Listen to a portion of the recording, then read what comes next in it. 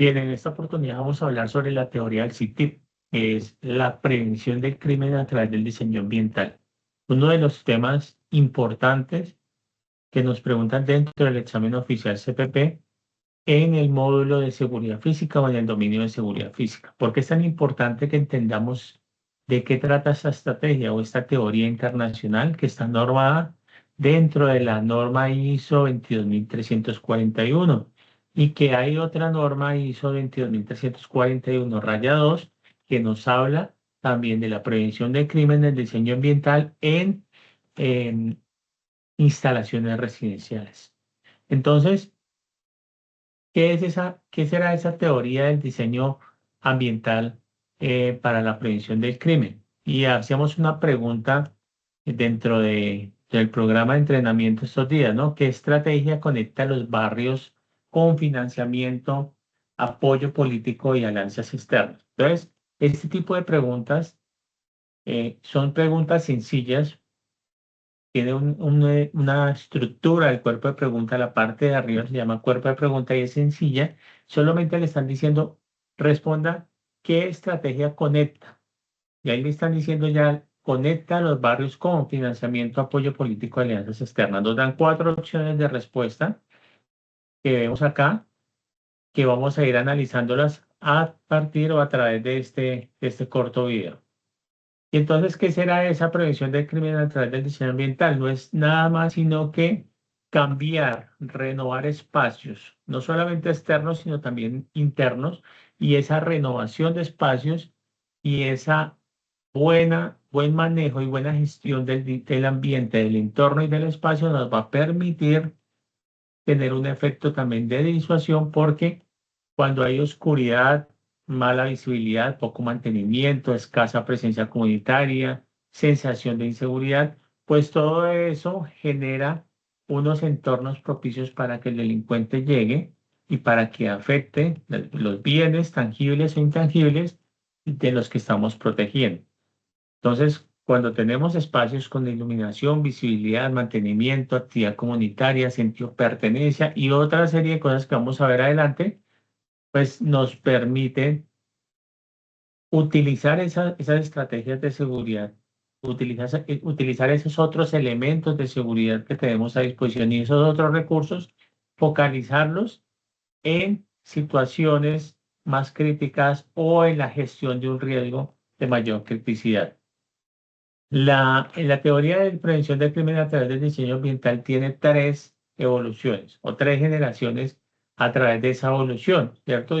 Recordemos que esto viene de los años 1970 con esas teorías de espacio defendible y que ha venido evolucionando a través de unas nuevas necesidades de seguridad, de unas nuevas necesidades de incorporar otros elementos y por eso la primera generación por allá en ese tiempo nos decía también que hay un espacio, un diseño físico del entorno, que después la segunda generación nos dice, "Vea, hay que vincular una comunidad a través de relaciones, de conexiones, y después la tercera generación nos hablaba de cómo todo eso que ya está construido, ese diseño del espacio, esas relaciones, esas capacidades, tenían que generar una sostenibilidad y un bienestar integral para generar calidad de vida a todos los usuarios de ese entorno.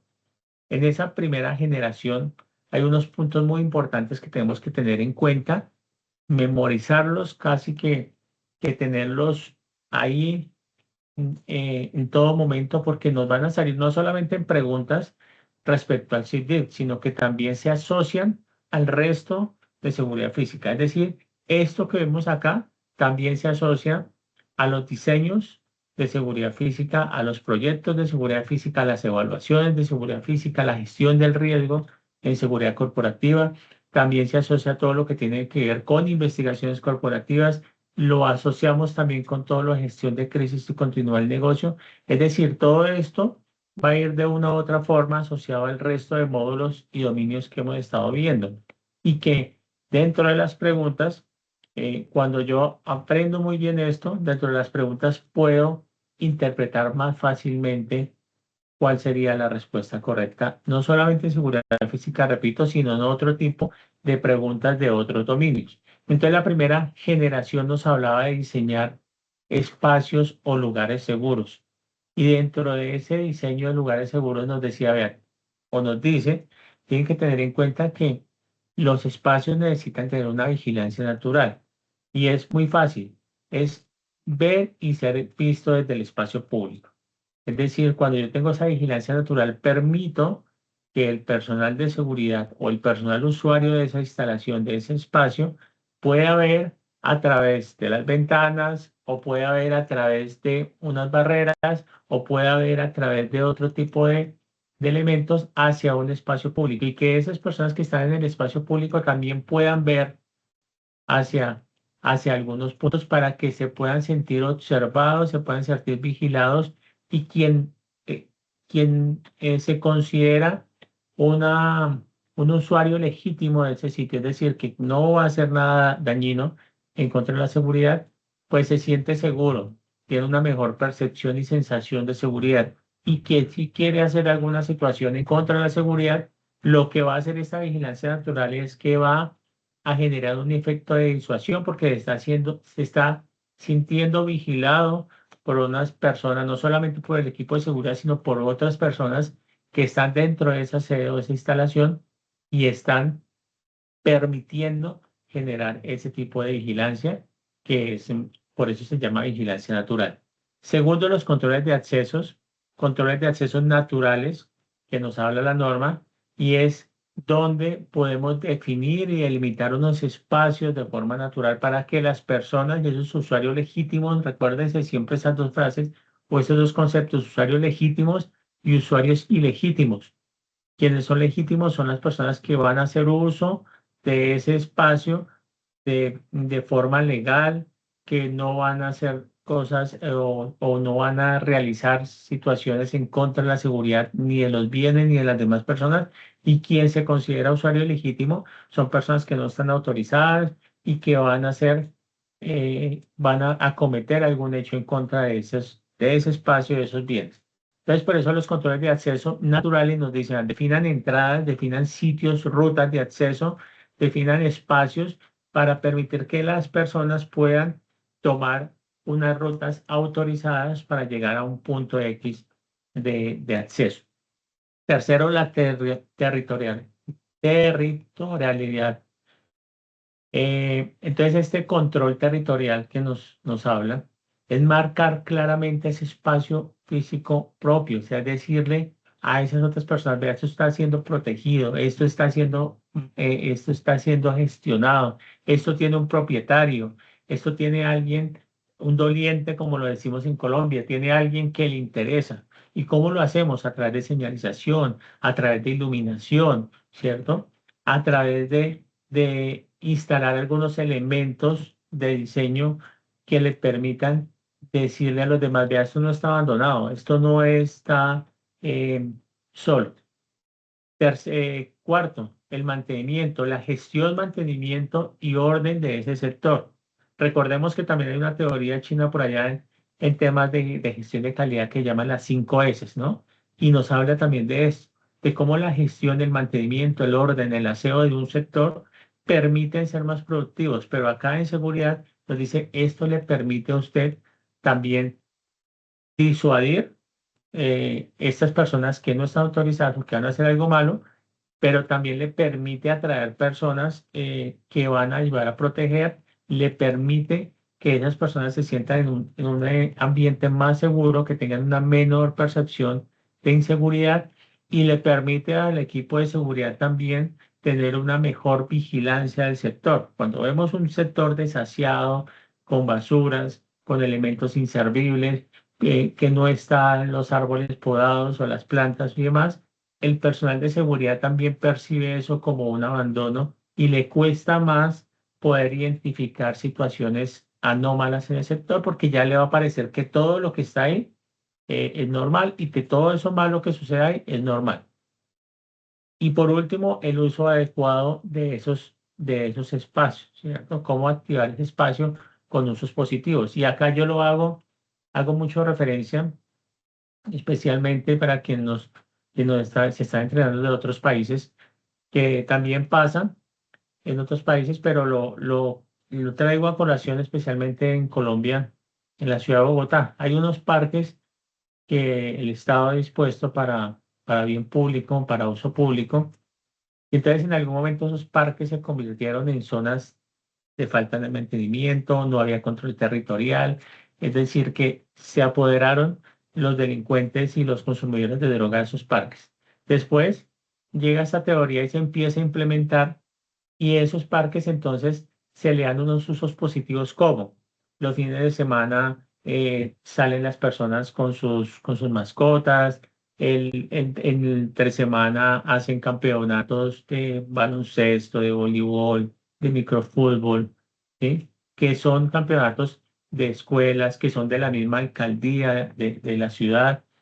Entonces, hay un uso positivo de ese espacio. Cuando yo uso de forma positiva ese espacio, le estoy enviando un mensaje también a esas personas que son usuarios ilegítimos. Vea, este espacio es de nosotros, tenemos control sobre el espacio y lo estamos utilizando de buena forma, entonces no está abandonado y eso permite también que haya buena seguridad, no solamente en la parte externa, no solamente dentro de los espacios comunes de la ciudad, sino también dentro de las empresas, instituciones, organizaciones, también se puede implementar este tipo de situación. Después vemos acá en la segunda generación el fortalecimiento de las comunidades. Entonces allá ya en la primera vimos lo físico, acá entonces dicen, bueno, entonces vamos a traerle a la comunidad para que apoye esta prevención del crimen. Ya tenemos un espacio que está más seguro, que está más organizado. Ahora digámosle a las personas a través de cuatro cosas o de cuatro estrategias. Vamos a realizar una cohesión comunitaria, es decir, que todos los vecinos colaboran y resuelven esos problemas juntos. ¿Por qué? Porque se sienten propios o se sienten propietarios de ese espacio. Y esto cuando hablamos de vecinos y lo llevamos a una empresa, entonces cómo los empleados, los trabajadores, los residentes de ese conjunto, de ese espacio residencial, se sienten propietarios de esos espacios que aunque no estén a su nombre, o sea, el empleado no tiene a su nombre en la empresa, pero sí se siente propietario y tiene el sentido de pertenencia. Por eso dice, todos colaboramos para resolver problemas juntos. Segundo, la segunda estrategia, definir ese umbral de capacidad, es decir, la capacidad que tiene ese barrio para manejar esa dinámica de servicios, qué tan capaces de manejar esos entornos, esos contextos que tiene en ese barrio, que tiene esa organización, qué capacidades tiene y cómo lo va a manejar.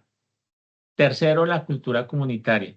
Entonces, cuando hablamos de cultura, y resulta que acá cultura comunitaria, pero ustedes van a la organización, empresa, institución, hay una cultura organizacional, ¿cierto? Entonces, ¿cuáles son los valores, tradiciones y sentido de pertenencia compartidos hay para proteger ese lugar, para cuidarlo, para apropiarse de lo que está sucediendo? ¿Qué cultura, cómo también medimos esa cultura comunitaria organizacional en seguridad? Es qué tanto ¿qué tanta madurez tiene ese poder del reporte, de la denuncia? ¿Qué tan buenos son los canales de reporte y de recepción? ¿Qué tan bueno también es la respuesta que se da a eso? Entonces, cuando es una comunidad, de una ciudad, de un barrio, o de una empresa que tiene esa cultura de reportar lo que está viendo mal, lo que está viendo que no está correcto, que puede generar un riesgo, pues podemos decir que hay una mejor cultura organizacional o comunitaria. Y cuarto, la conectividad. Y como su nombre lo dice, y acá ya vamos mirando el tema de la pregunta que hicimos al inicio, es cómo conectamos esas relaciones de todas esas personas, de todos esos vecinos, de todos los trabajadores, de todos esos que colaboran para resolver problemas juntos, cómo lo conectamos con lo externo. ¿Cómo hacemos para que desde la parte de afuera esas oportunidades, cuando traemos esto a un mapa mental de la matriz DOFA, traemos esto a unas oportunidades, ¿cierto? Recuerda que en la matriz DOFA nos dice las oportunidades, lo que está afuera y que yo puedo hacer uso para poder fortalecer o para poder mantener mis fortalezas o para poder cambiar mis debilidades, ¿cierto? O para poder enfrentar unas amenazas. Entonces, cuando yo digo oiga, ¿cómo me relaciono con lo externo y qué aliados hay externamente? No solamente con la policía, sino hay muchos otros aliados que me van a permitir fortalecer la seguridad de este sector. para no quedarnos solamente en que la seguridad solamente es de la policía o la seguridad solamente es del vigilante o del cuerpo de seguridad de la instalación o del edificio, sino que hay otras partes interesadas que pueden colaborar muy bien con esta seguridad. Y la tercera generación nos decía o nos dice, listo, ahora ya tenemos una comunidad que la hemos involucrado, ya tenemos un espacio físico organizado. ¿Cómo cómo generamos la sostenibilidad de este sector? Porque no solamente hacerlo una sola vez y traer la comunidad, y ya después nos olvidamos, sino tenemos que sostenerlo, tenemos que mantenerlo. Y para eso, y tenemos que integrarlo y que sea un bienestar integral, que sea para todos, que le permita a todos disfrutar de eso y que eso se vuelva una estrategia de calidad de vida para las personas. Cuando yo encuentro unos espacios, no solamente externos, sino internos, con buen mantenimiento, con control territorial, con un diseño adecuado, pues voy a tener una mejor calidad de vida, voy a tener seguridad, voy a tener salud, voy a tener bienestar, voy a poder ser incluido, voy a poder tener inclusión de todas esas partes que requieren hacer uso de ese espacio. Voy a tener una habitabilidad de ese espacio, ¿sí? Entonces, esas tres generaciones las debemos tener muy presentes porque es al final de cuentas lo que encierra toda la teoría del CITIC. Claro, las tres generaciones no quiere decir que es que la primera generación estuvo por allá y ya no existe, no. Las tres generaciones también se consideran como las tres etapas en que yo implemento esta teoría del CITIC dentro de un espacio. Entonces, lo primero ustedes dicen, bueno, acá en mi empresa que yo estoy protegiendo y lo voy a llevar a este espacio de seguridad física, eh, dentro de esa primera generación o dentro de esa primera parte que es diseño físico, ¿cómo estamos? ¿Sí? Después, listo, ya estamos así. Ahora, ¿cómo incluimos esa comunidad para que ayude a solucionar problemas, para que tenga cohesión, para que tenga participación, para que haya cultura? Y después, ¿cómo lo sostengo? ¿Bien? Listo. Entonces, esas son las cuatro estrategias de la segunda generación y las coloco acá porque fue la pregunta que hicimos para que la tengamos muy presente porque hice esta pregunta y por qué hago esta explicación. Porque esto, y ustedes lo vieron en las respuestas que nos dieron en el grupo, que fueron muy diversas, todo esto genera un poco de confusión porque dice, bueno, puede ser la cohesión comunitaria, claro, puede ser cultura también, o puede ser conectividad, que fueron como las tres respuestas que más tuvieron votos. ¿Sí? Entonces, para que yo pueda, eh, digamos que interiorizar más estas cuatro estrategias, podemos unirlas con estas palabras claves. Entonces, si hay cohesión comunitaria, hay unión. Es decir, la cohesión nos representa unión, unión. El umbral de capacidad nos representa equilibrio, es decir, que es esa capacidad que tenemos para manejar lo que estamos. Es decir, si yo tengo una empresa, si yo tengo una organización que estoy protegiendo, si hay un espacio, un barrio, ¿será que tengo la capacidad para manejar todo lo que tiene la empresa? Es decir, para manejar no solamente lo bueno, sino también las crisis, sin colapsar, sin llegar al punto de afectar la continuidad del negocio. Tercero, cultura comunitaria, la identidad de las personas por ese espacio. Y cuarto, la conectividad, y lo relacionamos con la palabra puentes porque es conectar, conectar, y nos lo dicen en la misma pregunta, unas cosas con la otra. Entonces, siguiendo con la pregunta, y cuando hablamos de conectividad, ¿qué pasa cuando ese barrio, cuando ese espacio físico, cuando esa empresa está desconectada o está aislada? Pues hay pocos recursos disponibles, son proyectos de muy corta duración, es decir, no hay iniciativas que perduren en tiempo, y lo que hacemos es, como decimos coloquialmente en seguridad, apagar incendios y no tener una estrategia prospectiva, proyecto a largo plazo que se sostenga y que mantenga. Por eso en el SRM que vimos y que lo vimos en el video pasado, abajo hay una cosa que se llama gestión de riesgos y hay una base, ¿cierto? Y hay una gobernabilidad y hay otra serie de puntos que por eso esa base lo que hace es poder sostener en el tiempo también la gestión de riesgos. Es decir, como todo se va integrando en seguridad para que lo vayamos también integrando en ese mapa mental que vamos haciendo cada uno. Em, listo. Ahora, la conectividad, ya que lo hablábamos al inicio, no solamente la policía, la conectividad habla con el gobierno, con universidades, con instituciones académicas, con fundaciones, con otras empresas, con otros sectores comunitarios. Es decir, es buscar en seguridad quién me puede apoyar, quién me puede apoyar para que seamos más seguros.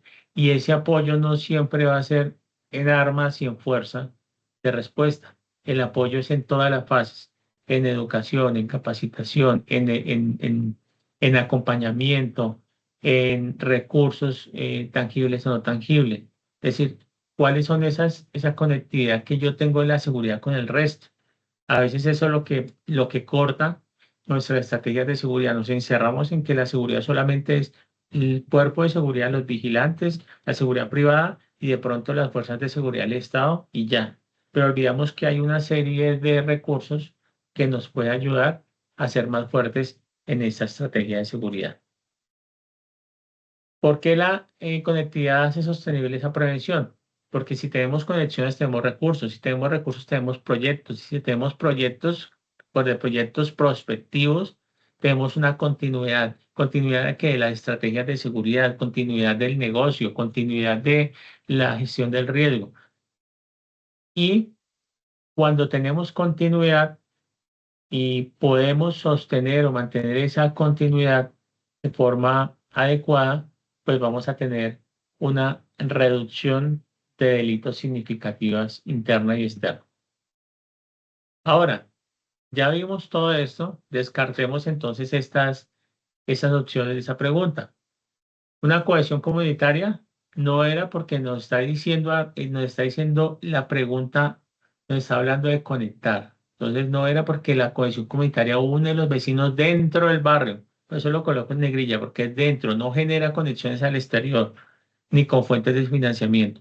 La B tampoco era porque nos está diciendo busque el equilibrio de dinámicas internas del territorio. No le dice, no estamos, el umbral de capacidad no es abordar alianzas externas, ni apoyo político, ni financiero, ni de otra clase. La tercera tampoco era cultura comunitaria porque la cultura lo que fortalece es esa identidad y sentido de pertenencias. La opción correcta es la B. Y si analizamos bien la pregunta tenía la respuesta porque nos hablaba de conexión, de qué conecta con esto, con lo otro, con recursos, con financiamiento, con alianzas, ¿cierto? Bien. Em, Forma sencilla de memorizarlo: cohesión, unión entre los vecinos, cultura e identidad, umbral de capacidad de equilibrio interno y conectividad, conexión hacia el exterior. Aquí está la pregunta entonces. Bueno, esta es otra pregunta que veíamos el día de ayer, ¿no? Y entonces decíamos, bueno, un barrio reduce abandono urbano combinado, combinando vivienda diversa, comercio y, me perdió, recreación y vínculos externos, ¿cierto? Sostenibles. ¿Qué estrategias predominan en este espacio?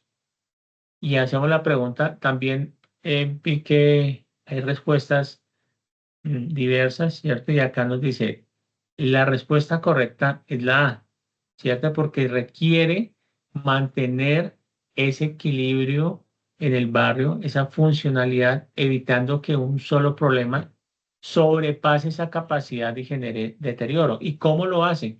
Combinando varias cosas. Vean, ahí nos dice, combine vivienda diversa, combine comercio, combine recreación y combine vínculos externos sostenibles. Es decir, cuando yo hablo de umbral de capacidad, estoy diciendo que tengo la capacidad para que ese espacio que está siendo utilizado para vivienda, comercio y recreación lo puedo sostener. Pero también me están diciendo conectividad porque estoy vinculando esos recursos externos sostenibles. ¿Bien? Por eso la pregunta nos dice qué estrategia En plural no, le dicen que en singular no, le dicen en plural. ¿Qué estrategias es que se deben combinar acá y se deben tener en cuenta acá o deben predominar?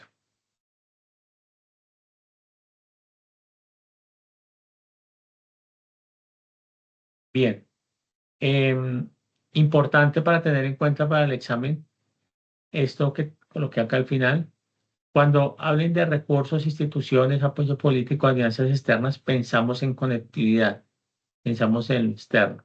¿Por qué hago énfasis en esta palabra? Porque a veces la conectividad nosotros la relacionamos con conexión, otro tipo de conexiones, de conectividad de red, conectividad de comunicaciones, otro tipo de conectividad, pero acá conectividad habla de relacionamiento y de conexiones y de partes interesadas que nos pueden apoyar en la seguridad. Muchas gracias por la atención. Comentarios, por favor, aquí abajo o en el grupo de WhatsApp de entrenamiento. Una feliz tarde.